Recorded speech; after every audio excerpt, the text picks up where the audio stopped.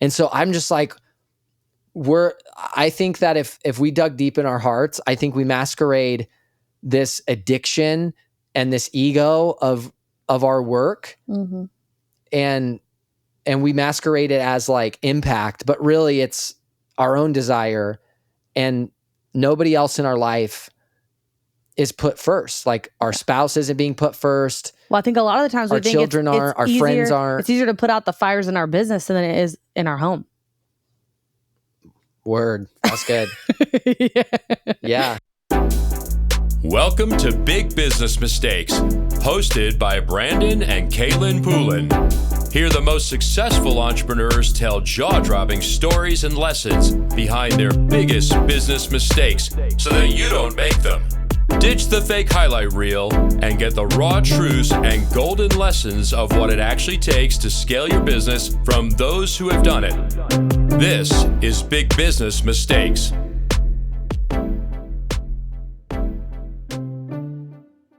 Welcome to the Big Business Mistakes podcast. I'm your host, Kaylin Poulin, and Brandon, my co-host.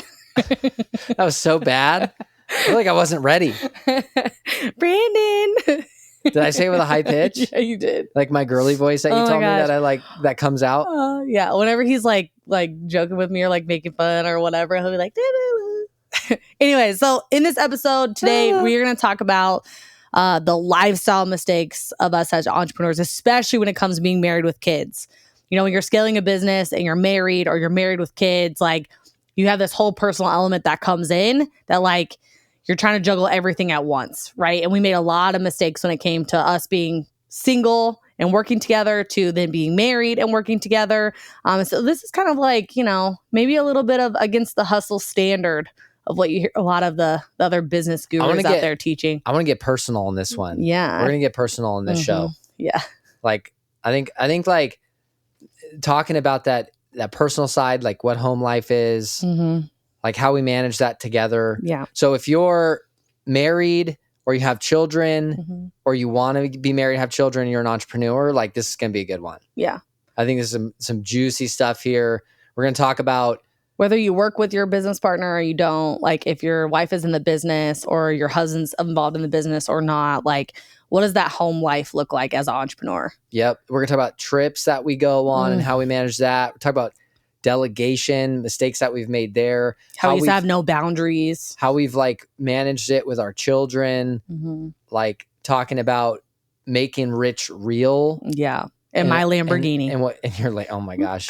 We're going to end up on a debate about Lamborghinis on the show. And my Lamborghini. I already know what's going to happen here. I'm going to hear about this signed deal that I did on a napkin at a restaurant. It wasn't a napkin, it was a whole table. He wrote it big enough for everybody to be able to read. If I had the napkin, I should have kept it. Yeah. I have a picture of it. So we're gonna dig deep into that stuff today. Yeah. That's gonna be good. I'm excited for this one. Well, I think like the idea for this episode has come around, you know, there's a lot of people out there that preach business all the time and like the hustle and grind of business. And like, that's great. You know, like we grew up on that. Like when we were younger and first started building a business, like the hustle standard, the hustle hard, the grind your face off, like all this stuff, like we were totally in on that. Like that's how we got started, right? That's how like we began this business and started getting those first successes and like gaining traction was like through having that mentality. But then as seasons changed and we got married, right? And then you know, we're like, well, we really like, we put our marriage on the back burner for the business. And then like we had kids and it was like, okay, well, how do we balance like our kids with this like hustle and grind mentality of like, all that matters is the at the end of the day is the P&L, right? It's like, how do you balance those things when it's not all that matters anymore? When we go from being 21 and 24-year-old entrepreneurs with like no responsibilities that retired on a beach in Puerto Rico with our dog to like, now there's these other little people in our life that mean more than the business now. And how do you navigate that scenario where the business is so important and you have all these responsibilities here in the business, but you also have responsibilities as a wife and as a parent, as a friend, right? And so how do you navigate that in life where you grow past just the grind your face off, like the hustle standard of that's all that matters is like what the business is doing? Like, no, that's not how I measure success anymore. Yeah, totally. And like we wear so many hats. I think as entrepreneurs, you wear a lot of hats You wear all the hats in your business, and then you've got a spouse hat to wear. Yeah. You've got, for me, like a dad hat to wear, and the boundaries of that. And so, I mean, it's like we would never give ourselves permission to go on vacation. You know, that type of stuff. Just like, we can't. Let's talk about that one. Yeah. Let's talk about the vacation one. Yeah. Yeah, that's a good one. Yeah, and I feel like a lot of the entrepreneurs that we work with, right? It's like one of the biggest things that they come in, we're like, okay, you could wave a magic wand at the end of, you know, what would the end of this year look like? Like, what would your business look like in a year? And a lot of them say, like, I could go on a vacation and actually, like, forget my laptop, right? And the business would run without me. And I remember, and it's like, that one always strikes me so much because that was us. Like, we could never, we were so involved in everything. We hadn't delegated enough that it felt like you were good at delegating. I was like, that was my kryptonite, was delegation, because I have a hard time with control. But, you know, for us, it was like, well, we can't go on vacations. We can't do things. Like, the business never sleeps. Like, that's what we'd always say. It's like, the business never sleeps. The business never sleeps, right?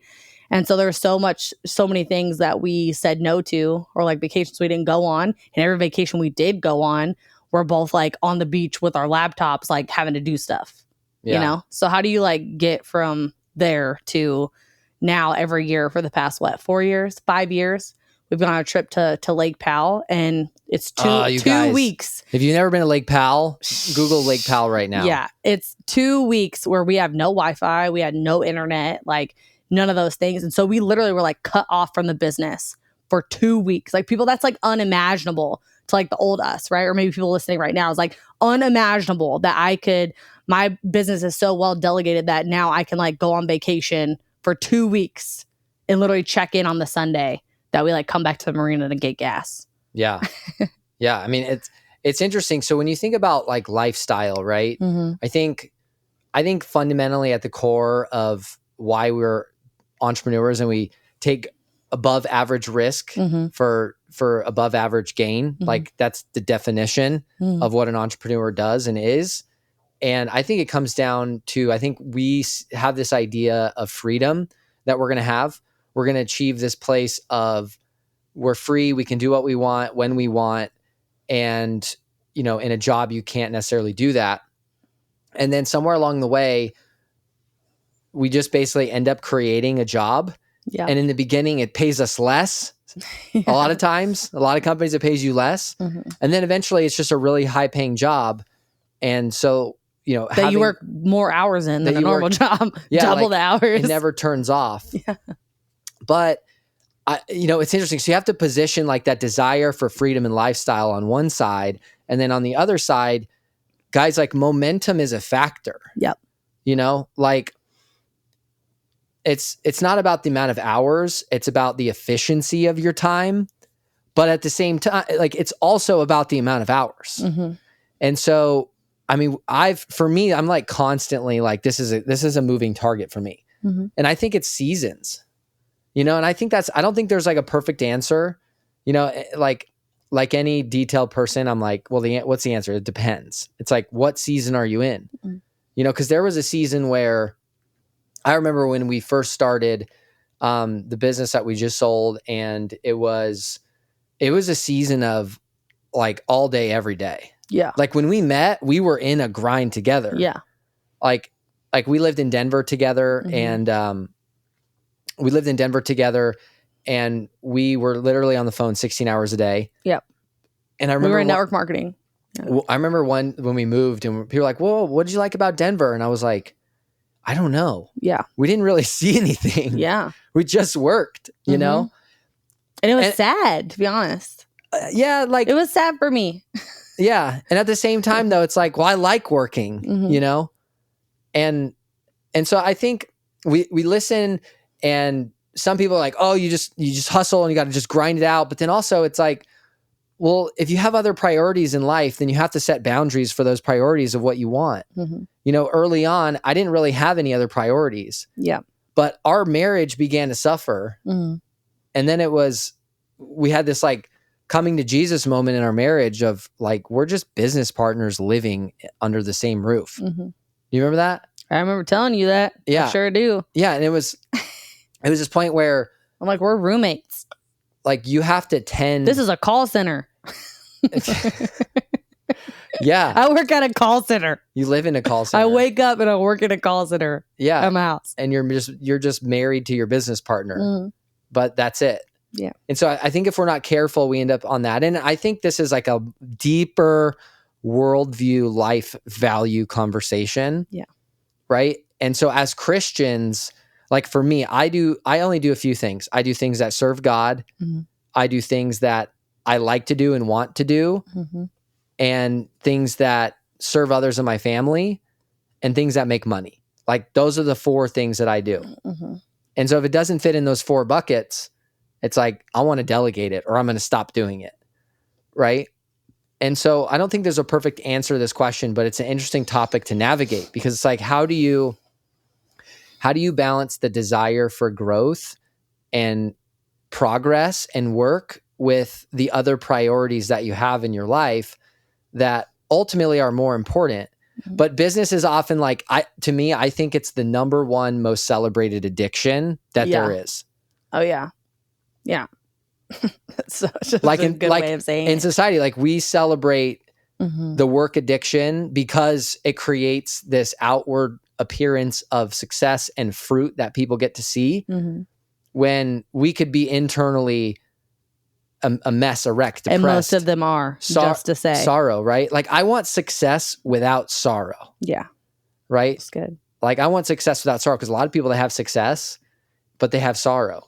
Yeah. And then it's like, well, when you think of it in the terms of like addiction, it's like most of these people that, you know, if we name names, you would know every single one of them. It's like there's things that they use business for, to like they use their business to cope with like other things, just like any other addiction, right?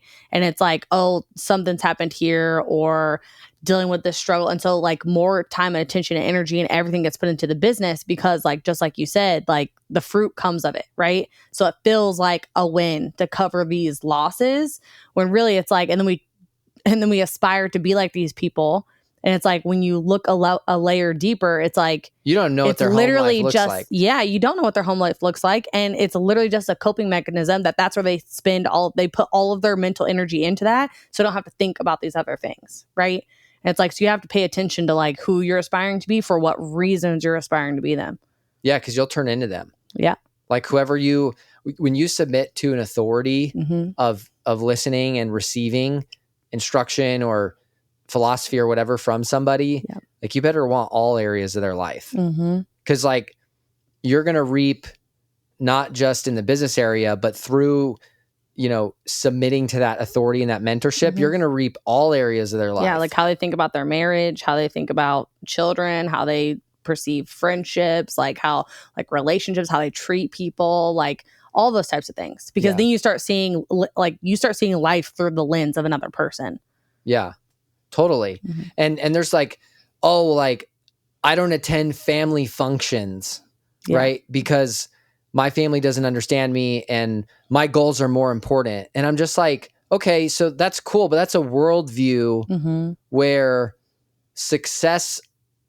my success is more important than having relationships. Right. Right. Or having relationships with family, or having friendships. Right. And so, but I get it. At the same time, it's like, okay, like I'm just saying, you don't want that. You have to pay attention to like, are those the things that I want? Yeah. I mean, there was a season where, you know, people were like, if you weren't in our business, our network marketing company, you were dead to us. But I regret it, because we burned relationships and alienated people. And it's just like, you know, I think you're going to be known. I read this in a Bob Goff book. You're going to be known for your opinions and your accomplishments, but you're going to be remembered for the love that you gave for other people. And if we really sit and think about it as entrepreneurs, you know, we want the freedom, but I think deeper, we want to be significant. Yeah. Right? We want to be known and be significant. And people think that's a money number. And I think it's an ego thing, honestly. Yeah. Totally. I know for me it was like, I want to be somebody. But then at what point you become somebody, and it's like, you're making this like, I think a lot of entrepreneurs masquerade under the false idea of impact. Yeah. Absolutely. When it's like, oh, I'm making 10,000%. I'm making all this impact in the macro, but like I have no relationships in the micro, and I don't like. I've never like I'm not doing anything for anyone out of love unless they can give something back for me. I don't have any unless I get a badge on my website. Unless I like the only relationships I have is so I can climb to the next rung on the ladder. Yeah.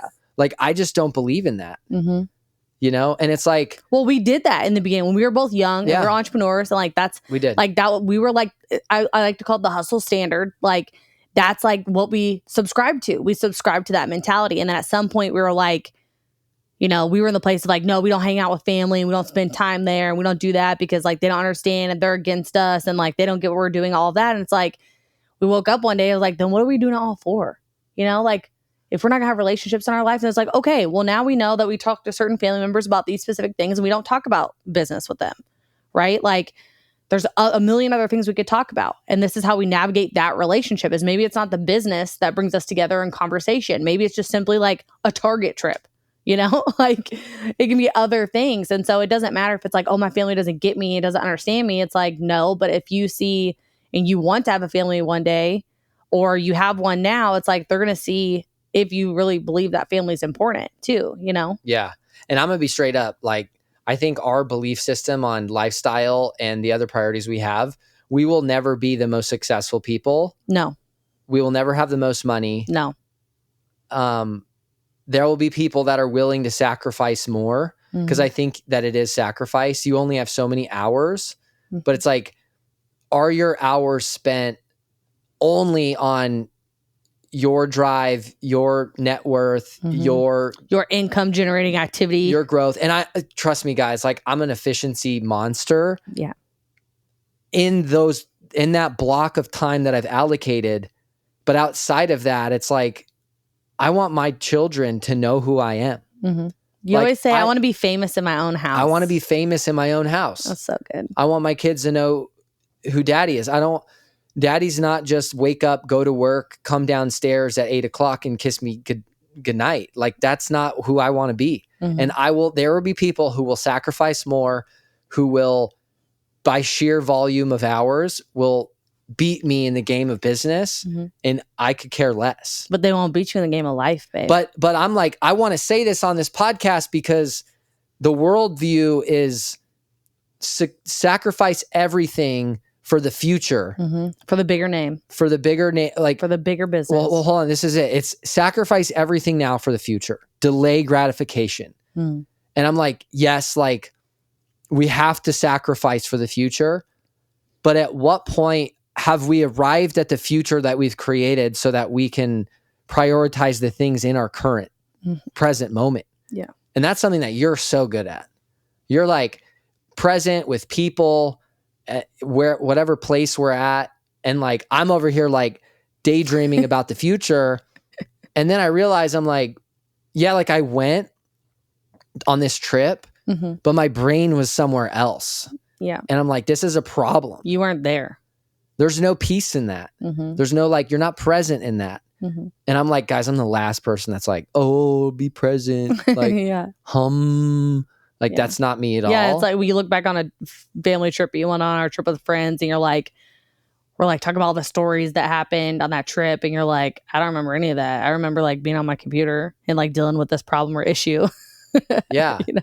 So I think it's like, you have seasons, right? You're going to have seasons of sacrifice where you're driving something, you're going to miss games, sporting events. You're not going to drive your kids to school, you know, like because there's a greater goal. And I think it's important that your kids see you work. Yeah.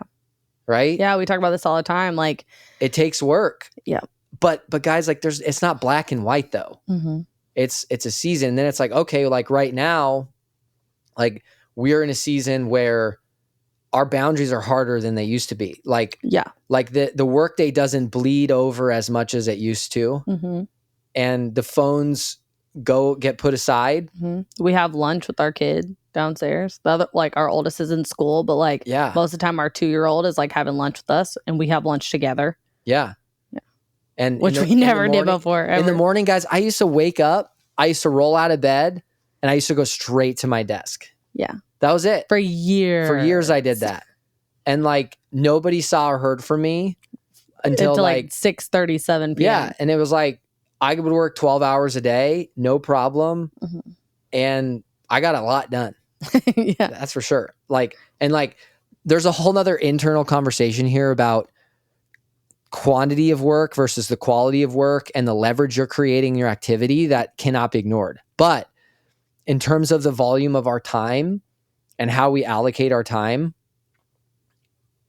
you have to set boundaries or your work will consume. And I don't think there's such thing as success in business with failure in the home. Mm-hmm. And like I've made videos about this. I'm like, look, bro, cool, you're a billionaire. Yeah. Sick. Like you get dropped off in a Rolls Royce and you fly your private plane. You're so cool. And like I want like look, yeah. like we're looking at a plane this year, more of an investment vehicle. Yeah. And like tax Airbnb, benefits. that's a plane, basically. Right? Like I've got investments, like we live a great lifestyle, but there's such a marginal difference. I think once you get to 8 figures in net worth, there's an extremely marginal difference in your quality of life at all. Like nice dinners, nice house, like can buy whatever car you want. Like it's a marginal difference. And so I'm just like, I think that if we dug deep in our hearts, I think we masquerade this addiction and this ego of our work. Mm-hmm. And we masquerade it as like impact, but really it's our own desire and nobody else in our life is put first. Like our spouse isn't being put first. Well, I think a lot of the times our we think children it's aren't, our easier, friends aren't. It's easier to put out the fires in our business than it is in our home. Word. That's good. Yeah. It is. Because we're like, okay, like the things in our business, it's like, here's the problem. Here's how we're going to create a system or like a process or a solution. Here's the answer. Like, boom, like I got to deal with this thing. But when it comes to like homes or like problems in the home, it's like things have to be unwound that have been done incorrectly. Or like you have to set forth a new path of like what you want things to look like and decide what type of lifestyle you want to live in your house and what type of relationship you want to have with your wife or your kids. Well, or like your husband. we would like fight and like if we got in a fight. No. Yeah, you laugh now. But like we get in a fight and it's easy to just go and like just jam out on your computer. I'm like, oh, I'm just going to get work. I'll show her. Yeah. You know what I mean? Mm-hmm. I'm being productive over here. Yeah. And like, I think for men, this is a much bigger problem for men. I think they use their work as a crutch. Yep. Because it's easier to go work than it is to connect with your kid. Mm-hmm. Like I know for me, there's definitely seasons where I feel like, man, like my kids are exhausting me. I feel like I'm not getting through. I'm bored. I have momentum in my business. I'm bored playing with them and I feel this momentum in my business and I feel like somebody. Yeah. And like meanwhile, like your kids, all they know is you. You're like the most important person in their entire life. The most important. Yeah. Like there's no one else more And all important. they want is your freaking attention. That's it. All they want is for you to look at them and notice them. And like, and watch them build the little block tower. Guys, like if you listen to this, go home like after this and like any time that you want to make eye contact with your kids, they're looking at you. Like you're around your living room, whatever, you look at them, they're looking at you. Like unless they're like sucked into a show or something, I promise you they're looking at you. Mm-hmm. And at any point you want to like notice them or look at them, they're looking at you. Mm-hmm. And I'm just like, and we live around that and like we wonder why like the next comma and the next zero is never going to equate to that. Mm-hmm. Like you're never going to be like, nobody's ever on their deathbed. Like, yeah, if I would have just had one more comma. If I would have had one more comma. If I would have had one more zero. One more room, another 1,000 square feet. Like it's just not the way it works. Yeah. It's like I have a totally different perspective on life now. And it's like, it sounds so boring to me now. Like the things that used to drive me, like the zero and the comma and the award and the thing. And like, I'm very recognition based, but it's like all of that just sounds so boring to me now. Like I'd much rather like see my kid like ride her bike for the first time than like have 10 more zeros. Yeah. You know? I want to say this, like, I think it was a Gary Vaynerchuk book I read, is he's like, set an alarm on your phone every 6 months and tell yourself that there's plenty of time. That's good. Because for me, I'm like, man, I got to get the most out of today. I got to be efficient with every minute. I got to like crush it every hour. And it's like, then we just get lost in this never ending pursuit. And like, the goal isn't, and I know that the goal is not to get somewhere in business. It's just to play the game. But at what point is like, if that's the only game you're playing, your business is going to let you down. Well, it's just like, think about it. Think about for us when we were like, we got to hit the first million. We got to hit the first million. Got to hit the first million. We hit the first million. Guess what? Then we're just like, got to hit the 10 million. Got to hit the 10 million. Got to hit the 10 million. And then right after that, you just roll into the next thing and the next thing and the next thing. Like you never arrive. Like the goalpost just gets moved. Right. Yeah. So like you never get to this point where like, okay, we hit the first million. Now I'm going to go like start planning time and scheduling time with my kids. And on Saturday, like take them to do epic stuff. Yeah. That like we drove this business to $1 million so I could be able to do this. So I would have time freedom. Yeah. So I would have money to be able to give them experiences or take this trip. And then it's just like the goal just rolls into the next goal. And then one day you look up and you're like, I never did any of the things that I started out to do this business for. I haven't done them and I haven't made them a priority. Right. It's just like you gain momentum in the business. And so also at the same time of like having momentum in the business, like you have to cultivate momentum in the relationships outside. As simple as like take an hour on Saturday to take your kids up to the neighborhood park, you know, the 5-minute walk, or like to the arcade, or take your spouse on a date night. Right. It's like, oh, we got to make more money so we can go to nicer restaurants on date night. Like your spouse doesn't care. Go to Chipotle, you know? It's like, but you have to start carving out that time. Don't add guac though, guys. Like, don't overdo it, okay? No, I'm getting double guac now. I'm gonna get double guac next time just because you said that. Don't overdo it. Yeah, and so it's like we wait for this time of saying like, once I get here, then I'll do those things. So true. And we don't. No, and we just experienced that. Yeah. Like, it's super interesting. You don't need to sell your company. Yep. To start living the lifestyle that you want. You just need to leverage your time better and have the right team in place to do that. And give yourself permission to unplug was like the word that you said. Yeah. But I want to talk about this thing for a second though, because everyone, they feel like I'm going to hit this number and then I'm going to start doing the things that I want to do with my lifestyle. Yeah. And like the goals you wrote down in the beginning. Yeah. And I think there's degrees of truth to, okay, like if you don't have any money, you can't do anything. Right. Yeah. Like I remember I was watching like Grant Cardone and Ed Milet argue about like, does money make you happy? And Grant Cardone's like, money makes you happy, bro. Have you ever seen anyone broke? You seen people with money? And so like, I think they're both right to some degree, but there's no dollar amount that you're suddenly going to feel like you have permission to live the lifestyle that you want and set the boundaries that you want. You just need to set them now. And like, look, if you're at the very beginning and you have no income, you got to grind, guys.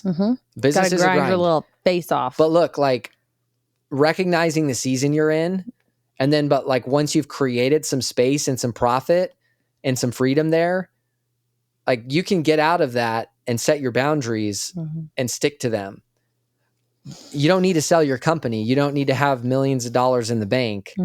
Like time's clicking, it's ticking. And it's like, because you'll never arrive there. Like we sold ours and then we like added all those things in my calendar that you're like, oh, I'm going to do these things. I'm going to get lessons for this. And I'm going to do a half day and go surf or go golf. And like, guys, like you don't need to wait. And then it was like, oh, like I'm doing these things. And I'm like, these actually, I could have done this all along. I could have done this all along. I still have all this space around. Yeah.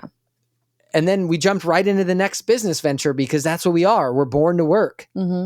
Like we live in a Christian worldview on a cursed earth and we are cursed to work the dirt. Like guys, if you're like, why do I always have to work? It's like, because that's where you are. You're in a fallen world, right?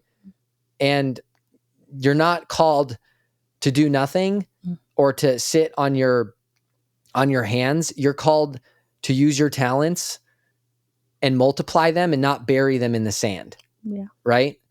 And so like, if you're not going to bury them in the sand, you're going to work, do that, but understand also that if you're doing it without love, there's no love in it. Like if there's no love in your life where it's self-sacrificing, I think it's empty. Mhm. And I think this is why some of the richest, most successful people and the most famous people commit suicide. They lose their stock portfolio. They're divorced. They lose half their net worth. The person they've been with together for 30 years, like I'm like, build your empire, lose half of it. I'm Mhm. like, I don't get that. It doesn't make any sense to me. I would also say it feels a lot better when you finally get to unplug and like do that thing, you know, that you've been wanting to do and have that time freedom, or go on a trip or go to PAL or simply have a lake day or go golf or whatever, because like you focus so many hours on that. It's just like just last week, I spent 5 days like recording and like doing all this stuff and like rolling out this whole new challenge. And at the end, like yesterday, you know, we went to the lake and it was like the lake just felt awesome. Just like be there and sit there and do that. But it's because I like grinded all week. And like in that season, I was like, okay, it's 5 days. I'm literally like, I was working like doing like 20-hour days. Right. But at the end of that, like it felt so great to unplug because I knew I left it all on the table instead of just like moseying through doing stuff and like, oh yeah, like spend these hours doing this and messed around in the email inbox and replied to these things and like literally like hustle and grinded like something out over a 5-day period of time that when it got to that lake day at the end, it felt much better. Yeah. You know, it felt much more relaxing. Like I'd actually relaxed because I laid it all out. Like I left it all on the floor. There's no rest without work. Mm-hmm. I figured that one out.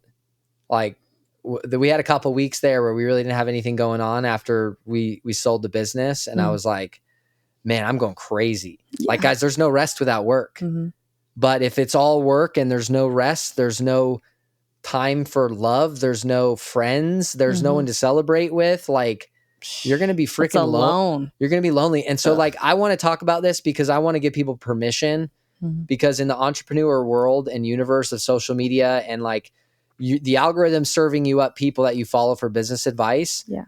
But we have all these people that are talking about how to become successful and everything you have to sacrifice. And then I'm for this future. And I'm like, when does this future arrive? You don't. Like you never arrive to it. It's like this elusive, like number, it's like you never get there. Yeah. Even when you sell a company and then you're rolling that money into new investments and a new company and the next thing, like it never ends. There's always another strategic plan. There's another initiative. There's another platform. There's another goal to chase. There's another sale. There's another client. There's another opportunity. There's another deal. And I'm not saying like chase them, like go get them. But if that's it, then I'm like, man, I feel bad for you. Yeah. I'm like, because it's like I was 19 years old, right? I was 19 years old. That's when I met you when you were 19. I had no idea. Yeah, you thought I was like, I thought you were at older least than legal me. or legally. You're legal by a year. I was legal, but like legal to be able to drink or something. Yeah. Because I was like 19, had a paid for BMW by this company, was making like $100,000 a year. I had a house. People wanted to know my name. I was talking on stages and I felt like I was somebody and I had achieved like in my little town of Albuquerque, New Mexico, I was like successful. Like, you know, especially at like 19. San Diego, California, $100,000, you're like freaking broke basically. But you don't even have a house. Yeah. But at 19 but I was like, I remember doing this training. It was like 600 people. It was like the biggest like hotel venue. Like, look guys, Albuquerque's not massive. Okay. It was like one of the biggest events we had done. And I remember getting home and being like, that's it. This is like what everyone's after. And it was like, it was empty for me because I didn't have anything else. You didn't have me yet. I didn't have you. I didn't have kids. Yeah. I didn't know God. I didn't know what, like my soul had a hole in it. And it was like, what could fill this, you know? And so I think as entrepreneurs, like it's okay to have a hobby. Yeah. It's okay to have a vacation. Like legit, you were crazy. Like crazy. Until when we started going to the lake on the weekends and you had like that time away, like you, were kind of off the rocker. You know what I mean? It was just like work 7 days a week, like sometimes you'd take off Sunday, sometimes you wouldn't. Like we'd go to church and you come home and you'd be working again. And then all of a sudden it was like, what if we got a boat and we like, I love the boat. What if we got a boat and started going to the lake? And you like gave yourself permission to like do something else on the weekend besides work. And it was like you became more efficient in the work and like less stressed out in the work. It was like you actually had that hobby and that thing to do that just like you didn't think about anything else but just surfing. Yeah. I feel like you became a totally different evolution of yourself. This is like, I think the boat was like the number one lifestyle thing. Yeah. So instead of buying a Ferrari, Yep. it was like, I bought a $250,000 boat. It's basically a Ferrari, right? But you could put your whole family and your friends on it. Yeah. And you're out in the sun. It's like inconvenient to be on your phone when you're on a boat. Yeah. You know, and then like everybody's just phone dies because nobody wants to be on it because it's just like so amazing. And it's like, I know me, like my disc profile is a 99D. Like I have to be doing something. And it's like, okay, so I'm driving the boat. I'm enjoying the time. I'm teaching people how to surf. I'm wrangling my kids. Mm-hmm. You know, I'm teaching them. It's like, man, that was such a saving grace for us. And so that translated into a 2-week trip, right? So we have a houseboat at Lake Powell, and we go and we take amazing friends of ours that are entrepreneurs and family, and we go and we hit it for 2 weeks. Yep. And our boat has Wi-Fi now, but when we started, it didn't use it. It didn't have cell service or Wi-Fi. Yeah. And I'll tell you, you're going to learn something about your team and your business if you disconnect for a week. We do 2 weeks now, and it's amazing what would happen. It'd be like, oh, wait. They start problem solving. You know what happens to me in my head? I'm like, oh, if I like go on a vacation or take this time off, like the whole thing's going to unwind and just unravel on me. It's like this fear, right? This like fear of like, oh, it's just going to all unwind or I'm going to be behind. Yeah. It's like, behind what? Behind who? Someone you're comparing yourself on your phone in a little window screen that you look at? Yeah. That you don't want what the rest of their life looks like, but yeah. And it's like we idolize behind these people. who? That's so good. Behind who? I'm behind who? Like, and who? you set the pace of the company, so it's like behind who? Yeah, but it feels like that. Yeah. You know, when you're a psychopath like us. And so it was really like therapeutic for me of just giving myself the permission to unplug. Yeah, and a part of that is to plan it, right? If you plan them in, it's so weird. It's like if you took a spontaneous trip, you're like, no way I can leave. I got all this stuff next week. Yeah. But if you plan your trips in advance, if you plan and set these boundaries of like, I'm going to be out of the office and I'm going to do, so every day I have intentional time with both my kids. So typically with my oldest, I'm taking her out on a walk and she's riding her bike and I'm working with her on her bike right now. Yep. Right. And or then we also, like hooked on phonics. And I'm also teaching her how to read. Right. And then with my youngest, it's like, we're just running around, romping, playing with whatever, because she's just at that stage. Like having tickle fights. So that's like their favorite thing right now. Yeah, it's like, that's it. And like we spend 10 minutes tickling them. They're like set for the day. Yeah. You know what I mean? Like roughhousing and like tickling them and like wrestling with them. They're like set. Yeah. And they love it. And I have a blast. And I'm like, oh my gosh, like I would have missed out on this because I was trying to just get in an extra 30 minutes of productivity because I'm competing against what? Against who? Yeah. Right? Yeah. So I think this like lifestyle of an entrepreneur conversation is, you know, coming from all these people that are just comparing themselves to each other. It's all ego driven. They're all trying to out hustle each other. And I'll admit, like, I have a fear, like, I don't want to be irrelevant. You know, it's like, oh, you built this big business and like, now what are you doing? Right. And I'm like, I don't want to be irrelevant and you're not insignificant. Babe. Right. Yeah. You always be relevant to me. Oh, thanks, babe. That's so sweet. So it's like that drives me, you know, but just realizing that there's not a finish line and there never will be. And so if there's not a finish line and the goal is to play the game, then why don't we take care of the other things in our life while we're playing the game and then we can have it all. Yeah. Right? Yeah. And I think most men, especially, I think they're freaking scared. Yep. I think they're scared to connect to their kids. Scared. I think they don't know how to do it.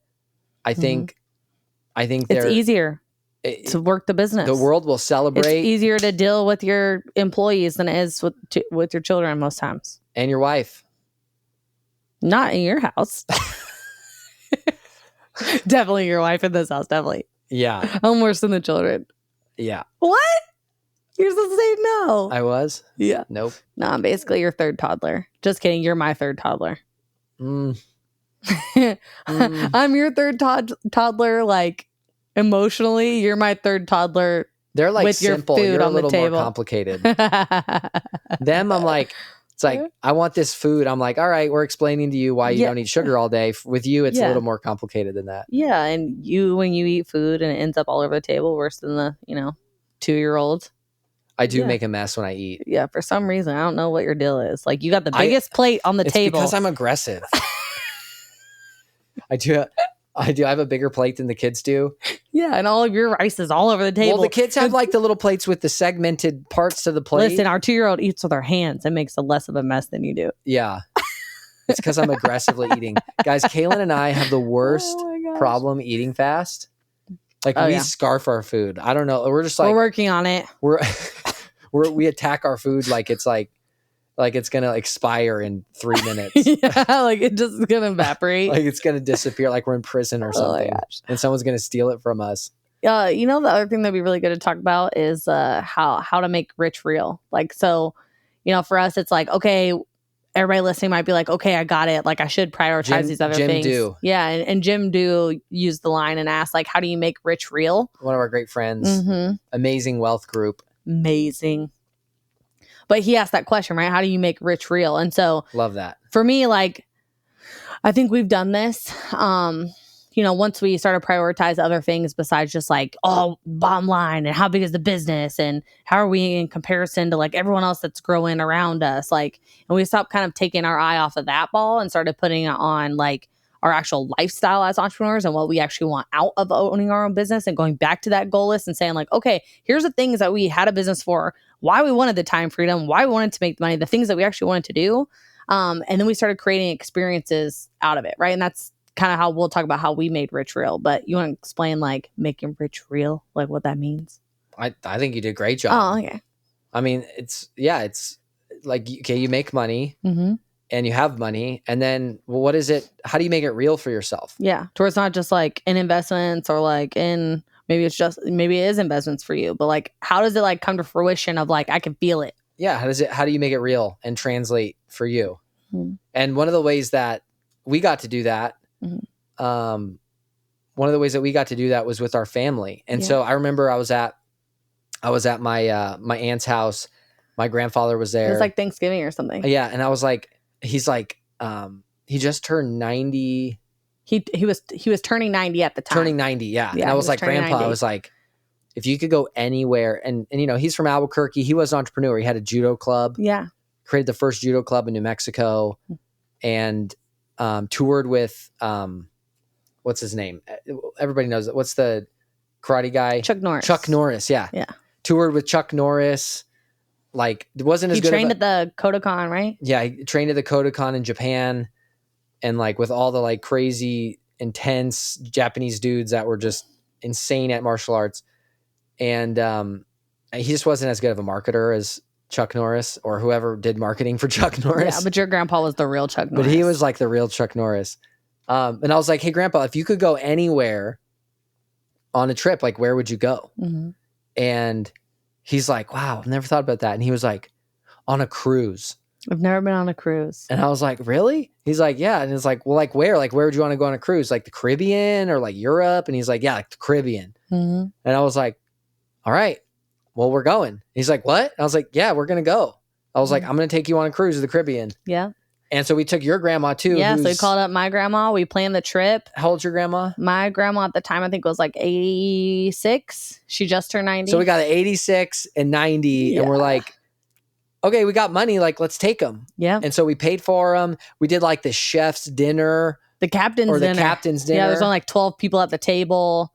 Wined and dined them. We sit down and there's like 9 wine glasses at his setting. And he was like, I have never seen so many wine glasses in my entire life. Like just overwhelmed. Yeah, we're like, don't worry, you're going to drink them all. And they were like elated. Oh man, it was like such a great experience. And so it's like, how do you make how do you make rich real? And so we got to take our two, like, it's like a lot of time with grandparents and stuff too. It's like they raised us, they did so much for us. So us to be able to turn around and like take our grandparents on a trip that they would never have experienced or been able to afford at this time. Like my grandma lives off of Social Security, you know what I mean, at this point. And so it's like that for her, like taking her on that trip, like that's something she would have never been able to do. And we got to turn around and provide that experience for them. And that made rich real for us. It's like we paid for them, we brought them, we wined and dined them. Like they didn't have to worry about a thing.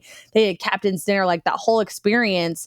And it was the best like money we ever spent. Like it did so much more for us than even it did for them, because it was just like we provided them with this experience that made having this type of money actually real, Totally. And like, hey, you've never seen a U-Haul hitched on the back of a what's the thing they take the casket in? A hearse? A hearse. Hearse? Yeah. Is it hearse? Yeah. I thought it was a hearse. A hearse? I'm pretty sure it's a hearse. Hearse. I think you just made up the T on the end. Maybe I did. Yeah, I think you did. Whatever. A hearse. A funeral car. There's no U-Hauls on the back of the hearse. I love that. This is the Big Business Mistake Show where we make up words. I know. I'm sorry. That's okay. So you can't take it with you. Mm-hmm. And honestly, it's hard. It's like, wow, I'm going to make all this money, and then like my kids are just going to like squander it, be trust fund brats. Mm-mm. Yeah. And then like, too, it's like that's a real thing I think about. Yeah. And so now we started this thing this year because our big goal was like, less things, more experiences. So that's how we're making Rich Real this year. Yeah. And so how we're making Rich Real this year is like each quarter we're going to take our kids to do something really cool, and they get to like pick the trip. So we asked Romy, like, where do you want to go? And she was like, I want to go to the beach. Right.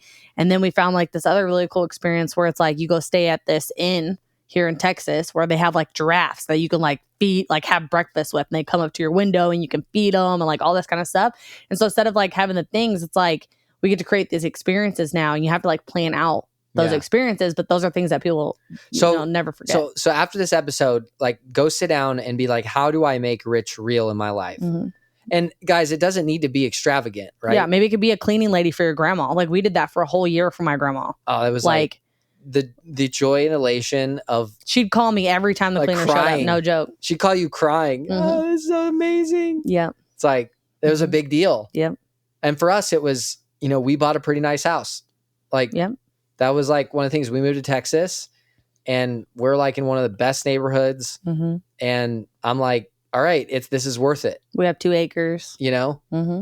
And I'm like, this makes it real. Mm-hmm. So like if you're making money and you're like, hey, be the guy, be Warren Buffett in the 15-year-old Cadillac. If you don't like cars, cool. But I bet you Warren Buffett does something to make Rich real for him. Yep. Like maybe he does something for his family, and if he doesn't, I feel sorry for him. I'm like, you got billions of dollars, and like you never ever make it real for yourself, And hey, if he's like, hey, I don't, there's no, whatever. Like this is different for everybody. Yeah. Right. And that's the thing is, like, there's no guru or advice from anybody that you should just take and call it law. Mm-hmm. Like, there's one book that I read that's law to me. Yep. And that's the Bible. It's got words written in red. And I'm like, okay, but everything else, it's up for interpretation. It's like, okay, well, like, and it needs to flex to what I actually want. But I know that people are like bending their lives and their lifestyles to the content they're consuming. Yep. And we're like, drive around in a beat up Camry. It's like a trophy or something. It's like, look, I don't own any exotic cars. Mm-hmm. Yet, because I've got her making the get rich real argument. So like, but what does it look like for you? Like, how do you enjoy it? Right. And probably it's not like, we got to be smart. Right. Yeah. But at one point, is it like, okay, wealth and then like lifestyle? Yeah. It's like I never got to all we do it. is accumulate wealth and we don't have any lifestyle. Mm-hmm. It's like, what, like, and are we just suppressing the things? I'm speaking to myself right now, guys. Yeah. Like, I don't deserve it. I can't have it. This is so like, hard I made you buy your first car. Like, did you know this was going to come up? Yeah, I knew this was So coming. like when we first started making money, and Brandon it was a M4, And it wasn't a like supercar. It wasn't exotic. It was just like, there was this orange M4 at the BMW dealership. And we had like taken on the car in to get service, like our older Beamers and stuff, or like little 3 Series. And there was this orange BMW there that was a convertible, was an M4. And you were like obsessed with it. Like, oh, my dream car and blah, blah. I'm like, what was it? Like 120K? Or something. It was less than that. It was like 90. Yeah, it was like 90K or something. And like, you kept talking yourself out of it. It was like, oh, like, no, I can't get it yet. I haven't like, done it. I'm like, we're making millions of dollars at this point. And like, you couldn't buy yourself the $90,000 car. Because whether it was like, I don't deserve it, or I shouldn't have it yet, or I need to keep, if I have it, then what am I going to push myself towards? Like, there's no carrot at the end of the stick anymore if I buy this car. Like, that's literally like where your brain went, you know?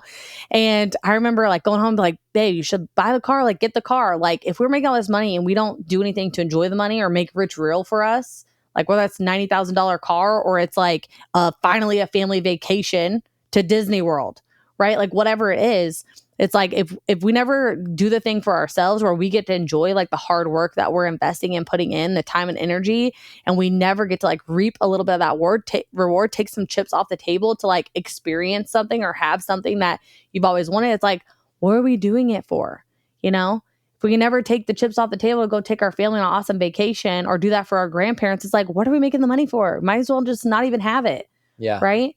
And so I literally told you, I was like, if you don't go and buy that car, I will go buy it. And I said, who do you want negotiating the price of the car? Me? No. Who is just going to be like, here you go, swipe my card, I'm ready to go, bye, and drive away in it? Or do you want to go negotiate it? Because either way, like, you're going to buy the car, right? And I basically had to force you to do it out of fear that I was going to go buy it without you negotiating price. Oh, I love that car. And you love that car. Love that car. Love that car. So interesting. It's like, do you have your money or does your money have you? Ooh. Mm-hmm. And it's like, are you serving it or does it serving you? Mm-hmm. Because I think we can get. Or are you trying to put in a U-Haul in the back of a hearse? Yeah, hearse. Are you backpedaling on that one now? No, I was just trying to say it correctly. Oh, you did. I think it sounded good. I'm still gonna Google it. Yeah, I'm sure. At the end of this episode, we will know the answer. I'm almost positive there's not a T. There's not a T. There's no way. Not a chance. I would bet on that one. How much would you bet? I would bet like $1,000. $1,000 at least. Okay, deal. That there's no T in hearse. Yeah, come on, deal. Oh my gosh. Okay. Shoot, guys. We have the same bank accounts. Just voids. Unless I'm right, then it's my money. I don't agree with this whole couple should have separate bank accounts thing. I think it's stupid. Dumb. I think it's like saying you should have a prenup. Yeah. Don't get me started on marriage, guys. I'll make some people angry on this podcast. Okay, so the car. So just like, make rich real for me at this point, you made a deal with me way back in the day. We were at a Bonefish Grill on our weekly date night, and you were like, and this is back when we weren't really making like money yet. So yeah, we were probably making like, I don't know, $200K a month or something like that. I mean, that's money, but you mean like in comparison to how big it got. But, and you're like trying to set the carrot for me. You're trying to set the carrot and you're like, okay, so what do you want? And I was like, I want a blue Lamborghini. And you're like, what kind? And I was like, I don't care. I want that electric blue Lamborghini. And you're like, okay, if we do $1 million in a month, then I'll buy you that blue Lamborghini. And I was like, yes. And this is like 8 years ago now. And you wrote it because at Bonefish, I had like the paper on the table and you wrote it and you're like, $1 million a month, blue, Kaylin gets a blue Lamborghini. I have a picture of it. I have a picture of this paper. I know. Which will always come back to haunt you. And so recently, we never did it. Yeah, never did it. I'm like bothered you about it for like the last 8 years, like jokingly, pretty much. Cause I was like, does it really make sense? No. I was like, Kaylin, I did this whole video about how the $200,000 that I don't have in a Lamborghini. Yeah, but your caveat. When I could just rent one. Yeah. But then there's the asterisk of like, unless your wife wants it. Right? Yeah. And unless you wrote it on a piece of paper at a Bonefish Grill that said she was going to get it and it's always going to haunt you until she does. And so we've been Maybe I'm just waiting for the right moment to strike. Yeah, where it just shows up my driveway. That'd be amazing. But, so you start having conversations around like, okay, what's the next thing that makes rich real? Like, what's the thing that you've always wanted that you're like, no, we shouldn't do it. We shouldn't have it, even though we could completely afford it. Like, we could completely go buy one right now if we wanted to, right? And so, like, yeah, I don't know. What do you think, babe? We talked about this the other morning. I was like, maybe I'll let you override this, because if you really want it, then I would do it. Just like, it doesn't make financial sense to me and I don't want it. But if you did enough, then like, let's do it. You guys heard it here first. He doesn't want it, so he'll never drive it. That's not true. Not what I said. So we'll see. Time will tell on this one. Time will tell. I said, but then me, like I'm actually very conservative, but then I'm like, there's a strategy to buy exotic cars. You got to buy into them correctly. You got to buy the right specs. Right. And so I'll go figure out the best way to do it. Same thing with like watches. It's like, getting into the money side. So you got to make rich real. I think we've got to have boundaries in our life to protect the things that are most important to us, or the momentum of our business will sweep us away. And then we're always chasing this future vision that is we don't really ever attain. Or it just gets moved to the next thing. The goalpost just keeps getting bigger, and we're doing things for people that we don't know or don't know us, and we're comparing ourselves. And then we just end up in this place where it's like, whose life are we living? Somebody else's idea of what our life should be like. That's an influencer, or are we living the life that we know that we're called to live, and the lifestyle that we're called to live by design, where there's a higher calling than just growth. Like, God doesn't need, like, we're big givers, right? And that's one of the gifts that we have is, we've been blessed in our entrepreneurial career at a young age. And so we give a lot of money, and that's one of the things that we love to do, and we're blessed to be able to do. But like, there's a much higher calling for us beyond just growth and significance. Like, God doesn't need our money. Yeah. He doesn't need any of it.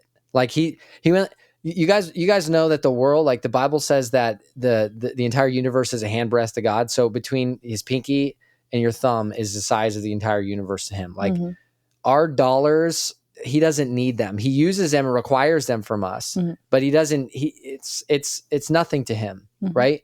And so if we have a higher calling or purpose that's driving us, and for me lately, like this year, it's like doing things in love.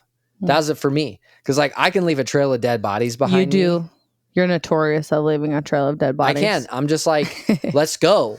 And if you're not in, like, get out. And like, this isn't a charity. Yeah. Like this is a for-profit vehicle. And we want to add as much value as we can. We want to help people win, like what we're doing now.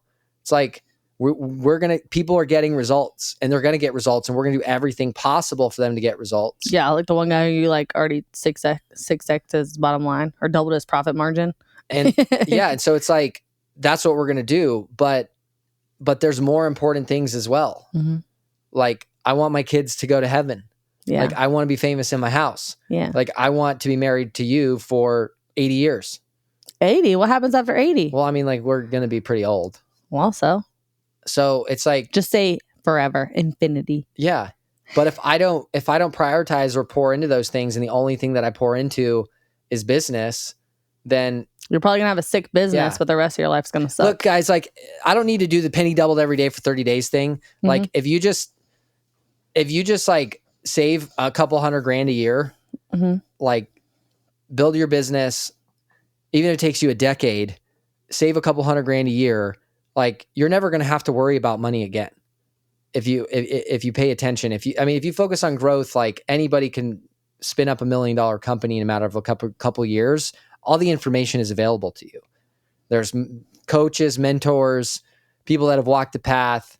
There's more opportunity than there's ever been. I don't care about the macroeconomic climate. Like, money will not be an issue, but I'm telling you that as someone who's hit milestones financially that someone consider good, and there's people that are light years ahead of where I am, even at my age, and I'm like, cool.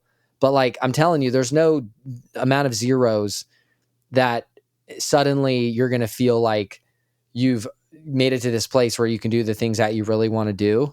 I'm like, trust us, we did it. We thought there was. And then it just keeps getting farther and farther and farther and farther into the distance. And before long, you're like, man, I missed out on the things that were right in front of me. Mm-hmm. And I definitely spent a few years doing that. And so I think you can have it all.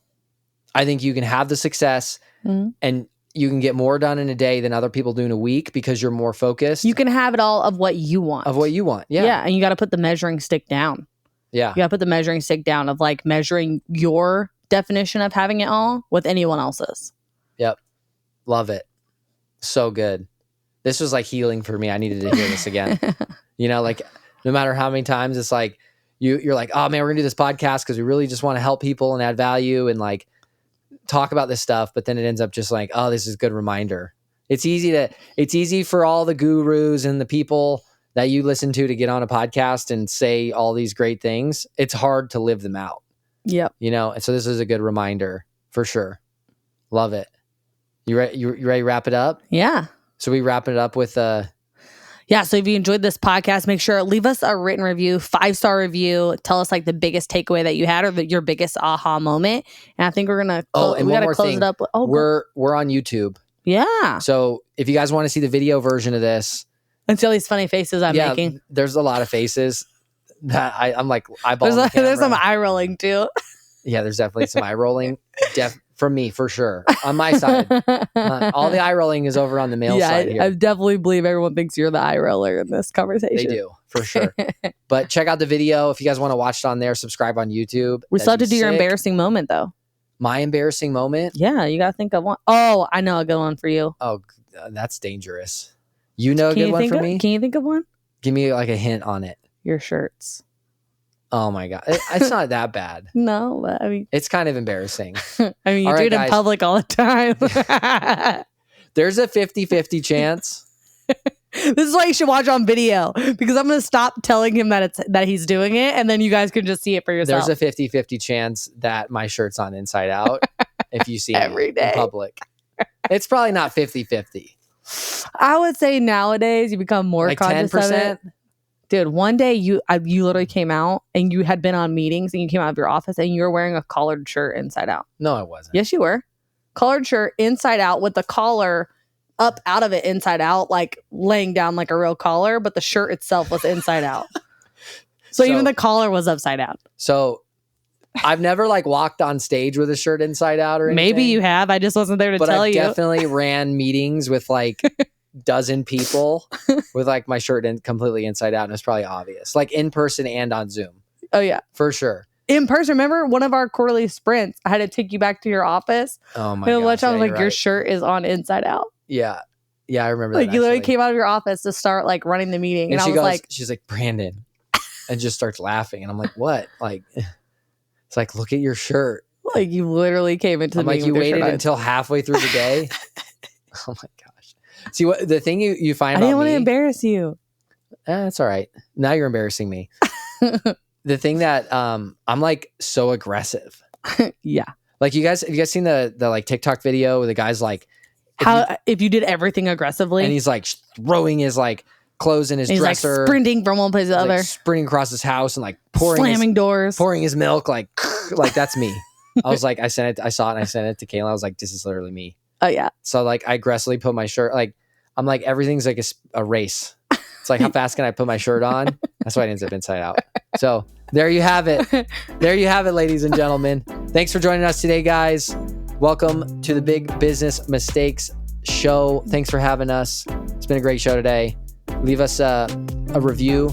Tell us what you liked or something you want us to talk about in your review. We'd love to see topic ideas for you. Yeah, we read the reviews or shoot us an email. You go to theenterpriseceo.com. Shoot us some info. We'd love to know if you guys want us to talk about anything in specific, what topics or people that you think we should have on the show. We are going to start adding some interviews to the show from some other people. And we actually haven't even done any interviews yet. We just did our first one. So that one's going to come out soon. And that one comes up. Yeah. It's going to be... By the time this episode comes out, it'll be out. Oh, okay. Whatever. I'm backwards. But it's going to be good. So stay tuned, guys. Thanks for having on. Bye.